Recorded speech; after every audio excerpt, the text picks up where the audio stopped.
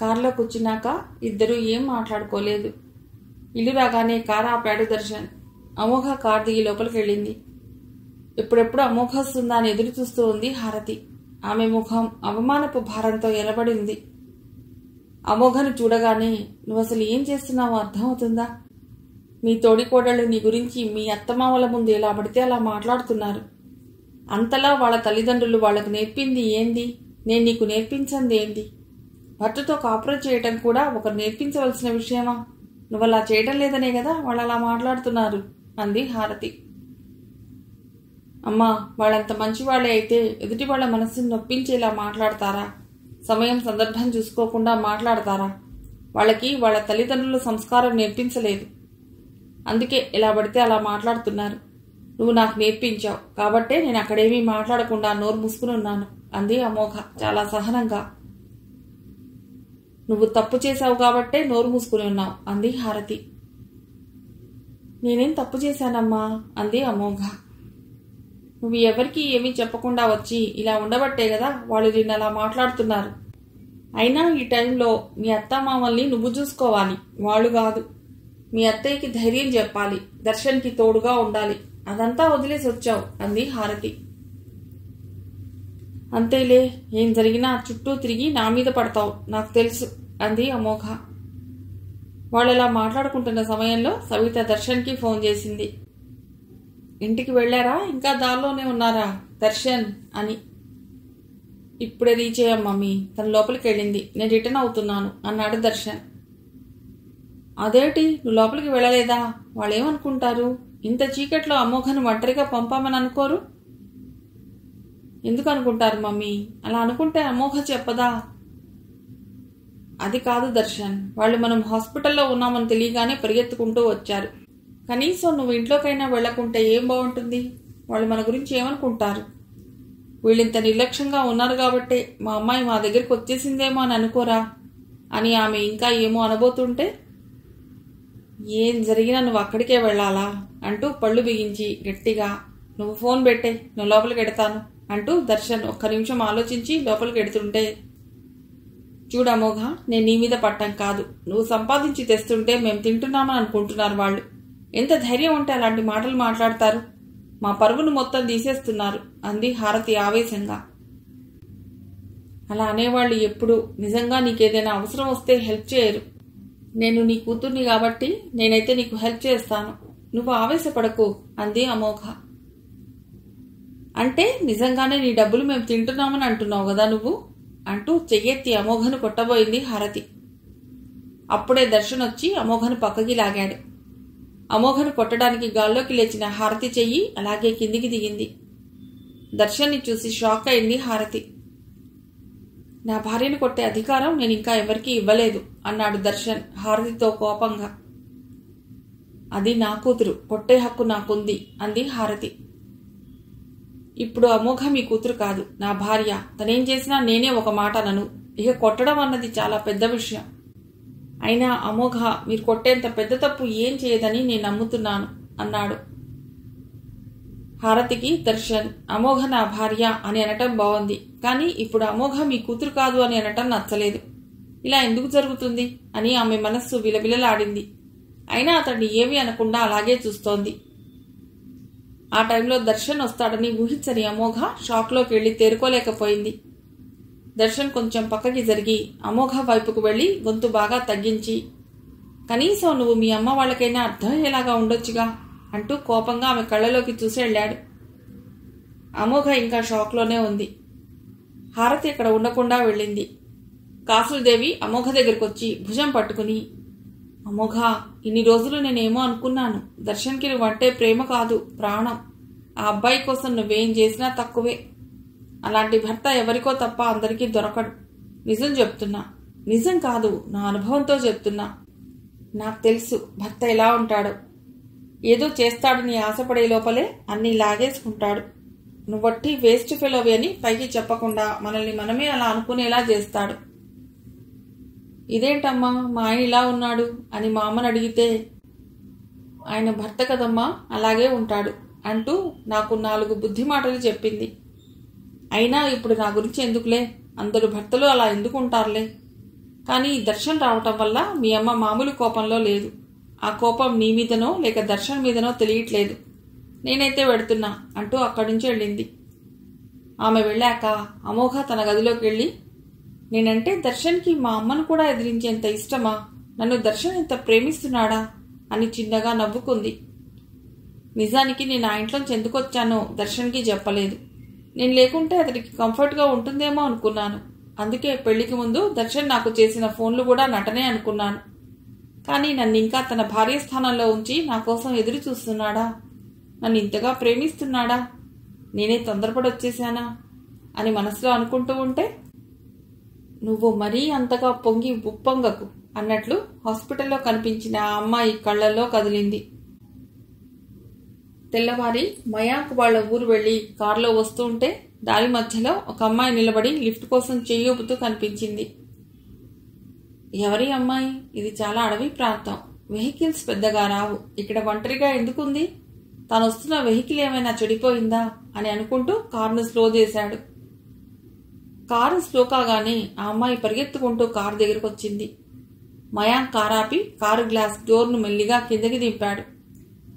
నాకు కొంచెం లిఫ్ట్ ఇస్తారా? నేను వస్తున్న వెహికల్ రిపేర్ వచ్చి సడన్ గా ఆగిపోయింది అంది. పాపం ఆడపిల్ల, అది అడవి మధ్యలో ఉంది, వెహికల్స్ కూడా రావట్లేదు అని అనుకుని, అలాగే రండి అన్నాడు. నేను వెనక్కి కూర్చుంటే బాగుండదేమో అంది అతడి వైపే చూసి. ఎందుకు బాగుండదు అన్నాడు అతడు ఆమె వైపు పూర్తిగా చూడకుండానే. ఎందుకంటే చూసేవాళ్ళు మిమ్మల్ని నా కార్ డ్రైవర్ అనుకుంటారేమో. అలా అనుకోవటం నాకు ఇష్టం ఉండదు. నేను ఫ్రంట్ సీట్లోనే కూర్చుంటాను అంది. చుట్టూ చూసి ఇక్కడ ఎవరున్నారు అనుకోవటానికి అన్నాడు. ఆహా, ఇక్కడని కాదు, కారు మూవ్ అయితే మనుషులు కనిపిస్తారు కదా, అందుకని నేను ఫ్రంట్ సీట్లోనే కూర్చుంటాను అంది మళ్ళీ. నేను కాలేజీలో ప్రొఫెసర్ని, చూసేవాళ్ళు అనుకోగానే డ్రైవర్ని అయిపోతానా? పరిచయం లేని వాళ్లను నా పక్కన కూర్చోబెట్టుకోవడం నాకు నచ్చదు. అయినా రండి కూర్చోండి, మీతో వాదన ఎందుకు అంటూ ఫ్రంట్ డోర్ ఓపెన్ చేశాడు. ఆమె గబుక్కున కారులో కూర్చుని సీట్ బెల్ట్ పెట్టుకుని, మీ పేరు అంది. కొద్దిసేపు కూర్చుని దిగి వెళ్ళిపోయేదానికి నా పేరెందుకు అని మనసులో అనుకుంటూ, నా పేరు మయాంక్ అన్నాడు. మీ పేరేమిటి ఇంత చిత్రంగా, రేర్గా, నేనెప్పుడు విననట్లుగా ఉంది? మీరెవరు? మీరు మావాళ్లేనా అంది. అతడు సీరియస్గా డ్రైవ్ చేస్తూ, మీ వాళ్ళంటే అన్నాడు. అంటే ఇక్కడి వాళ్లేనా అంది. అతడికి నవ్వొచ్చి, ఇక్కడి వాళ్లే అన్నాడు. చూడు మయాంక్, ఏదో చెప్పబోతూ అతడు ఉలిక్కిపడి, మయాంక్నా? నేను మీకు మయాంక్నా అన్నాడు బొక్కో పదం ఒత్తి పలుకుతూ. అదేగా మీ పేరు, మయాంక్ కాదా? మయాంక్ అనే అన్నారే ఇప్పుడు అంటూ ఏదో మర్చిపోతే గుర్తు చేసుకుంటున్న దానిలా తలగొక్కుంటూ అటూ ఇటూ చూసింది. ఇదేమిటి ఇంత చిన్నదానికే తలగొక్కుంటుంది, అటూ ఇటూ చూస్తుంది అని అనుకున్నాడు. చెప్పండి, మీ పేరు మయాంక్ కాదా అంది అతన్నే చూస్తూ. ఆ చూపేంటి ఎలా చూస్తుంది? అనవసరంగా కారెక్కించుకున్నానా? వాయిస్ కూడా ఏదోగా ఉంది, ఏదో డిప్రెషన్లో ఉన్న వాయిస్లా ఉంది. ఈ అమ్మాయి ఇప్పుడు నార్మల్గా ఉన్నట్లా లేనట్లా అని మనసులో అనుకుని, నా పేరు మయాంకేనండి, కానీ నన్ను అందరూ సార్ అని పిలుస్తారు. మయాంక్ అని ఎవ్వరూ పిలవరు. మీరు కూడా అలాగే పిలవండి. కారులోంచి దిగే వరకు నన్ను సార్ అనే పిలవండి, మయాంక్ అని పిలవద్దు, సరేనా అన్నాడు. లేకుంటే దింపేస్తాడేమో మధ్యలోనే. ఎందుకు వచ్చిన ఆర్గ్యుమెంట్? నేను ఇప్పుడు వేరే వెహికల్ బుక్ చేసుకుని వెళ్లే పొజిషన్లో లేను అనుకుని, అలాగే సార్ అంది. ఊరుకున్నది ఊరుకోకుండా అతడు అడక్కపోయినా, నా పేరు తాత్విక ఏకాంత అంది. ఏకాంతనా తాత్వికనా? ఏదో ఒకటి చెప్పండి, రెండూ ఎలా పిలుస్తాం అన్నాడు మయాంక్. అందరూ ఏకాంతానే అంటారు, ఒక అబ్బాయి మాత్రం, అదే నా ఫ్రెండ్, నన్ను తాత్విక అంటాడు అంది. అతడు ఏగాదిగా చూశాడు ఆమెను. ఇప్పుడు అది కూడా పిలవట్లేదు. వాడే కాదు, వేరే ఫ్రెండ్స్ కూడా నాతో అలాగే ఉంటున్నారు అంది. అదేమిటి, ఎందుకలా? ఏమో సార్, ఫ్రెండ్షిప్లోంచి బయటపడి నేను వాళ్ళని ప్రేమిస్తానేమోనన్న భయమేమో. ఇప్పుడంతా భయాలేగా నడుస్తున్నాయి బయట. ఇదో తిక్కమేళంలా ఉందే. భయాలు నడవటం ఏమిటి? బస్సులు నడుస్తున్నట్లు. ఏటో మనిషి చూస్తే బాగానే ఉంది, మాటలే తేడాగా ఉన్నాయి. ఎక్కడ దిగుతుందో ఏమో అని అనుకున్నాడు మనసులో. అంటే నేను చెప్పేది మీరు కూడా నమ్మట్లేదా అంది. నేనెందుకు నమ్మాలి, నాకెందుకీ గోలా అన్నట్లు అతడు సైలెంట్ అయ్యాడు. ఏమిటి మాట్లాడరు అంది. నేను ఎక్కువగా మాట్లాడనండి, డ్రైవ్ చేస్తూ అస్సలు మాట్లాడను అన్నాడు. అది కాదు సార్, నాతో ఎవరూ మాట్లాడకపోతే ఎలా చెప్పండి, నేను కూడా మనిషినే కదా. అందరూ నాతో మాట్లాడాలని, వాళ్ళ మాటలు వింటూ ఉండాలని నాకుండదా? ఎవరి పాటికి వాళ్ళు నన్ను అవాయిడ్ చేస్తుంటే నాకెంత బాధగా ఉంటుంది. ఇప్పుడు మీరు కూడా మాట్లాడట్లేదు అంది మొహాన్ని దోసిట్లోకి దాచుకుని బాధగా. దీనికే మొహాన్ని దోసిట్లో దాచుకోవాలా? ఏటో ఈ అమ్మాయిలు, ఎందుకో ఈ అమ్మాయి బాధపడుతుంటే ఇంత దగ్గరగా నేను చూడలేకపోతున్నాను. అసలు ఏం కావాలో ఈ అమ్మాయికి? ఏదో బాధలో ఉన్నట్లుంది, మాట్లాడేవాళ్ళు లేనట్లు, మాటలకి బాగా ఆశపడుతున్నట్లు ఉంది అని మనసులో అనుకుంటూ, నా ఉద్దేశం అది కాదండి, మీతో మాట్లాడుతుంటే బాగానే ఉంది, టైం పాస్. ఇంకా ఎంత దూరం వెళ్ళాలి మీరు అన్నాడు మయాంక్. సిటీకి సార్, ఇంకో గంటలో వెళ్ళొచ్చు. మీరు కూడా సిటీకేనా? అవును సిటీకే. మీరు ఇప్పుడు ఎక్కడి నుండి వస్తున్నారు? అక్కడ ఎందుకు నిలబడ్డారు ఒంటరిగా? చెప్పాను కదా సార్, నేను వస్తున్న వెహికల్ రిపేర్ వచ్చి ఆగిపోయిందని. నేను వస్తున్నది రాజ్పురి నుండి సార్ అంది. అవునా, మీరు నిలబడిన ప్లేస్ చాలా డేంజర్, ముఖ్యంగా అమ్మాయిలకి. రోజులు ఎలా ఉన్నాయో తెలుసు కదా, అందుకే కారు ఆపాను. చాలా చాలా థ్యాంక్స్ సార్ మీకు. ఇట్స్ ఓకే, మాది కూడా రాజ్పురినే. నేను ఎప్పుడూ ఆ ఊర్లో మిమ్మల్ని చూడలేదు. మీ ఫాదర్ ఏం చేస్తారు? మీ పూర్వీకులంతా రాజ్పురిలోనే ఉన్నారా అంటూ మయాంక్ ఆమె వైపు ఒకసారి చూసి తిరిగి రోడ్డు వైపు చూశాడు. పూర్వీకులా? వాళ్ళు ఎక్కడెక్కడో ఉన్నారని విన్నాను. ఎక్కడెక్కడ ఉన్నారో నాకు తెలియదు. ఎవరిని అడిగినా చెప్పలేదు అంది చేతిలో ఉన్న మొబైల్ని అటు ఇటు తిప్పుతూ నిర్లక్ష్యంగా. మరి బంధువులు ఉన్నారా? బంధువులు నాకెక్కడున్నారు సార్? బంధువులు ఉన్నారా అని అడుగుతున్నారు. అసలు నాకెవ్వరూ లేరు. నా చిన్నప్పుడంతా నేను ఒక ఆశ్రమంలో ఉండి చదివాను. ఆ తర్వాత మా ఫ్రెండ్స్ వాళ్ళ ఇంట్లో ఉండి పీజీ చేశాను. నాకు నా ఫ్రెండ్ అంశు తప్ప ఎవ్వరూ లేరు అంటూ నోటికొచ్చింది చెప్పింది. మయాంక్ నాకెందుకులే ఇదంతా అన్నట్లు రోడ్డు వైపు చూస్తున్నాడు. కాకపోతే నాకు సంగీతం, నాట్యం, చిత్రలేఖనం, బాగా మాట్లాడే వాళ్లతో కూర్చుని వాళ్ళ మాటలు వినటం అంటే ఇష్టం. ఫోటోగ్రఫీ అంటే ప్రాణం. ఆ పని మీదనే రాజ్పురి వెళ్ళాను అంది. మా ఊరిలో అంత గొప్ప అందాలేవీ లేవే మీరు ఫోటోలు తీయటానికి అన్నాడు మయాంక్. ఫోటోలు తీయటానికి నా దగ్గర ఇంకా కెమెరా లేదు. నా ఫ్రెండ్ అమెరికా నుండి నాకు కెమెరా పంపింది, రాజ్పురిలో ఉండే వాళ్ళ ఫ్రెండ్కి. అది కలెక్ట్ చేసుకుందామని రాజ్పురికి వచ్చాను. మరి కలెక్ట్ చేసుకున్నారా? ఏది మీ దగ్గర కెమెరా లేదే? ఇంకా రాలేదుట, అందుకే రిటర్న్ అయ్యాను అంది. అవునా, చిత్రలేఖనం, నాట్యం, సంగీతం, ఎవరైనా మాట్లాడుతుంటే వినడం, ఫోటోగ్రఫీ ఇవన్నీ బాగానే ఉన్నాయి. కెరీర్ గురించి ఏమీ చెప్పలేదు, పెళ్లి కూడా అయినట్లు లేదు అన్నాడు. అయ్యో సార్, నన్ను పెళ్లి చేసుకుంటాడని నేను అనుకున్న అతడు నన్ను చేసుకోకుండా వేరే అమ్మాయిని చేసుకున్నాడు. లేకుంటే నాకు కూడా పెళ్ళయ్యేదే అంది. అతనంటే ఎవరు? పేరెందుకులేండి సార్, నేను ఇప్పుడే ఏదో ఒక పేరు చెప్పినా అతడు ఏమైనా మీకు కనిపిస్తాడా? మీరేమైనా అతడికి కనిపిస్తారా? బాగా డబ్బు ఉందన్న పొగరుతో నన్ను కాదని వేరే అమ్మాయిని పెళ్లి చేసుకున్నాడు. ఇప్పుడు నాకు డబ్బులు ఇస్తాను, ఎటైనా వెళ్ళి సెటిల్ అవ్వు అంటున్నాడు. నాకేం చేయాలో, ఎంత అడగాలో తెలియట్లేదు. ఈ లెక్కలు ఎప్పుడు తేల్తాయో. బాగా స్ట్రిక్ట్గా ఉంటాడు మనీ దగ్గర అంది. మరి నేనొచ్చి సెటిల్ చేయనా అన్నాడు. నిజంగా మీరొచ్చి సెటిల్ చేస్తారా అంది. అన్నాడు సరదాగా నవ్వి. మీరే కాలేజ్లో ఉంటారు సార్ అంది చాలా నెమ్మదిగా. చెప్పాడు మయాంక్ తనే కాలేజ్లో ఉంటాడు. గబుక్కున ఫోన్లోకి చూస్తూ, మీ ఫోన్ నెంబర్ చెప్తారా, సేవ్ చేసుకుంటాను అంది. నేను నా ఫోన్ నెంబర్ ఎవరికి ఇవ్వను అన్నాడు. అయితే నా ఫోన్ నెంబర్ తీసుకోండి. ఓ, మీ చేతులు ఖాళీగా లేవు కదా, చెప్తాను వినండి అంటూ ఆమె ఫోన్ నెంబర్ చెప్పింది. అతడికి ఇష్టం లేకపోయినా ఆమె ఫోన్ నెంబర్ క్లియర్గా విన్నాడు. పోనీ ఈమెయిల్ అయినా ఇవ్వండి సార్, ఫోన్ నెంబర్ ఇవ్వకపోయినా పర్వాలేదు అంది రిక్వెస్ట్గా. సడన్ బ్రేక్ వేసి ఆపాడు కారు. ఏంటి సార్ కారు ఆపారు? ఎదురుగా గొర్రెలు ఏవైనా అడ్డొస్తున్నాయా అంటూ అటు ఇటు తల తిప్పి చూసింది. గొర్రెలు కాదు, మీకు ఈమెయిల్ ఒకటేనా? Aadhaar card, pan card, credit card లాంటివి ఏమైనా కావాలా అన్నాడు. కావాలన్నా మీరు ఇస్తారా? Credit card, pan card, Aadhaar కార్డుతో పెద్ద అవసరం ఏముంది అంది. ఆమెను ఎగాదిగా చూసి మాట్లాడకుండా కార్ స్టార్ట్ చేశాడు. కొద్ది దూరం వెళ్ళాక, సరే సిటీ వచ్చింది, మీరు దిగండి అన్నాడు మయాంక్. అప్పుడే సిటీ వచ్చిందా? సరే బాయ్ సార్ అంటూ కార్ దిగెళ్ళింది తాత్విక. మయాంక్ గట్టిగా గాలి పీల్చుకుని, అమ్మయ్యా పెద్ద తలనొప్పి వెళ్ళిపోయింది అని అనుకుంటూ ఫ్రీ అయ్యాడు. అమోఘ కాలేజీకి వెళ్ళాక రిజిస్టర్లో సైన్ చేసి నేరుగా తన క్యాబిన్లోకి వెళ్ళి కూర్చుంది. మయాంక్ అమోఘకు గుడ్ మార్నింగ్ చెప్పి, నా క్లాస్ ఉంది నేను వెడతాను అని అతడు క్లాస్ రూమ్ వైపు వెడుతుంటే దారిలో నిన్న కనిపించిన తాత్విక కనిపించింది. చూసి షాక్ అయ్యాడు.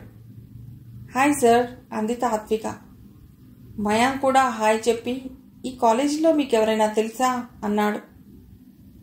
తాత్విక నవ్వి, నాకు ఈ కాలేజీలో ఎవరూ తెలియదు, మీరే తెలుసు, మీకోసమే వచ్చాను అంది. నాకోసమా? అవును మీకోసమే. నిన్న మీరు నాకు డబ్బులు సెటిల్ చేస్తానన్నారు కదా, అందుకే వచ్చాను. నేనేదో తమాషా కంటే అది నిజమని వచ్చారా? మీరు తమాషాగా అన్నా అదేదో నిజం చేయొచ్చుగా, నాకు హెల్ప్ చేసిన వాళ్ళు అవుతారు. ఈ కాలంలో కూడా నిజంగా మీలాంటి వాళ్ళు ఉంటారా? నాకు విచిత్రంగా ఉంది. ఇందులో అంత విచిత్రమేముంది? వాడెవడో డబ్బులు ఇస్తానంటే మీరు దానికి ఆశపడతారా? మీరు అలా తీసుకోకూడదు కదా, మీరు చదువుకున్నారు. ఇలాంటి మాటలు అన్నం పెడతాయా? మనం కష్టపడి పని చేసుకుంటేనే కదా అన్నం దొరికేది అన్నాడు. ఇదేమిటి అన్నం అంటున్నాడు? నేను ఇప్పుడు అడిగేది అన్నం కోసమా? చూస్తుంటే హై క్యాడర్లో ఉన్నాడు, మాటలు ఇలా ఉన్నాయేమిటి అని అనుకుంటూ, చిచ్చి మీరేదో హెల్ప్ చేస్తారని వచ్చాను, అనవసరంగా నా టైం వేస్ట్ అంటూ నేలను తన్నుకుంటూ కోపంగా పెడుతుంటే క్లాస్కి వెళ్లాలని అప్పుడే క్యాబిన్ నుంచి బయటకు వచ్చిన అమోఘ ఆ అమ్మాయిని చూసింది. ఈ అమ్మాయినే కదా నేను దర్శన్తో చూసింది, నేను ఇప్పుడు ఆ అమ్మాయితో మాట్లాడాలి అని గబగబా వచ్చే లోపలే తాత్విక వెళ్ళింది. ఆ అమ్మాయి ఎవరు సార్, మీకు తెలుసా అంది అమోఘ. తెలుసా అంటే నిన్ననే తెలుసు అన్నాడు. నిన్ననే తెలియడం ఏమిటండి అంది విసుగ్గా. చిచ్చి, కొందరితో మాట్లాడితే మన మూడ్ మనం కూడా పాడైపోతాం. ఇప్పుడు వెళ్ళిన ఆ అమ్మాయి కూడా అలాంటిదే. అంటే ఏమిటంటే నిన్న ఆ అమ్మాయి నన్ను దారిలో లిఫ్ట్ అడిగింది. సరే అని నేను లిఫ్ట్ ఇచ్చాను. ఎలాగూ డ్రైవ్ చేస్తున్నాను కదా, టైంపాస్ అవుతుందని తనేదో మాట కలిపితే నేను మాట కలిపాను. ఎవరో ఒక అతడిని ప్రేమించిందిట.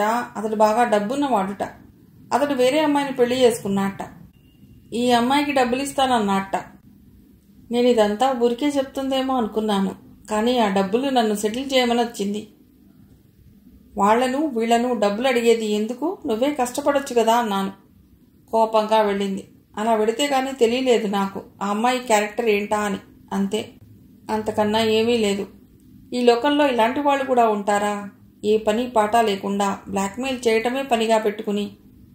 సరే నా క్లాస్కి టైం అవుతోంది అని వెళ్ళాడు మయాంక్. అమోఘ ఆలోచిస్తూ క్యాబిన్లోకి వెళ్ళింది. నా చుట్టూ ఏం జరుగుతోంది? ఆ అమ్మాయిని దర్శన్ ఇష్టపడుతున్నాడనే కదా నేను వెళ్ళిపోయింది. మధ్యలో ఈ డబ్బుల గొడవ ఏమిటి? ఇలా కాదు, నేను ప్రశాంతంగా ఆలోచించాలి అని మనసులో అనుకుని ఆయా మంగమ్మను పిలిచి, మంగమ్మ నాకు మంచి కాఫీ కలుపుందేస్తావా, నాకు తలనొప్పిగా ఉంది అంది. అలాగే మేడం, ఇప్పుడే తీసుకొస్తాను అని మంగమ్మ వెళ్ళాక, సో ఈ అమ్మాయి దర్శన్ ప్రేమించుకోవట్లేదు. దర్శన్ అయితే ఈ అమ్మాయిని ప్రేమించట్లేదు. కన్ఫామ్గా ఈ అమ్మాయి డబ్బు కోసమే దర్శన్ చుట్టూ తిరుగుతోంది. నేను వెళ్లే ముందు కూడా దర్శన్ చాలాసార్లు అడిగాడు, నువ్వెందుకు వెళ్ళిపోతున్నావు అని. నేనే మూర్ఖంగా నా ఇష్టం నా లైఫ్, నేను పెళ్లి చేసుకున్నాను కాబట్టి నీతోనే ఉండాలా, నువ్వు నాకు నచ్చవలసిన అవసరం లేదా అన్నాను. దర్శన్ నా 2 భుజాలను తన 2 చేతులతో పట్టుకుని, నీకు పెళ్ళయ్యేదాకా గుర్తు రాలేదా నేను నీకు నచ్చలేదని అని కోపంగా, కాదు, ఇష్టంగానే అడిగినట్లున్నాడు. నా మట్టి బుర్రకే అర్థం కాలేదు. ఏదో పెద్ద త్యాగం చేసిన దానిలా వచ్చేసాను అక్కడి నుండి అని అనుకుంటుంటే, మేడం కాఫీ అంటూ వచ్చింది మంగమ్మ. కాఫీ తీసుకుని తాగుతూ, మొత్తానికి ఏదో జరుగుతుంది, నేనే పూర్తిగా తెలుసుకోకుండా వచ్చేసినట్లున్నాను. ఆ రోజు దర్శన్ని అడగాలనే అనుకున్నాను ఆ అమ్మాయిని గురించి. కానీ నాకు నిజం చెప్పలేనప్పుడు నేను ఎందుకు అడగాలి అనుకున్నాను. సరే, ఇదంతా కాదు, ఇప్పుడు నేను దర్శన్ దగ్గరికి వెళ్ళాలి. ఆహా, దర్శన్ దగ్గరికి కాదు, దర్శన్ వాళ్ళ ఇంటికి వెళ్ళాలి. కానీ ఎలా వెళ్ళాలి? నేనే కదా స్టైల్గా వచ్చేసాను. ఇప్పుడు ఎవరికి చెప్పినా నువ్వే వెళ్ళు అంటారు. కానీ నేను అలా వెళ్ళను. దర్శన్ని రప్పించుకుని దర్శన్తోనే వెళ్ళాలి. దర్శన్ వచ్చి నన్ను తీసుకెళ్ళాలి. ఎందుకంటే దర్శన్ కదా తప్పు చేసింది. అసలు ఈ అమ్మాయి గొడవ లేకుంటే నేను వచ్చేదాన్నే కాదు. కాబట్టి దర్శనే తప్పు చేశాడు, తనే వచ్చి తీసుకెళ్ళాలి అని క్లారిటీ వచ్చిన దానిలా కప్పు పక్కన పెట్టి ఠక్కున లేచి నిలబడింది. నాకు తలనొప్పిగా ఉంది అని కాలేజీలో పర్మిషన్ తీసుకుని ఇంటికి బయలుదేరింది. మిగిలిన కథ తర్వాతి భాగంలో.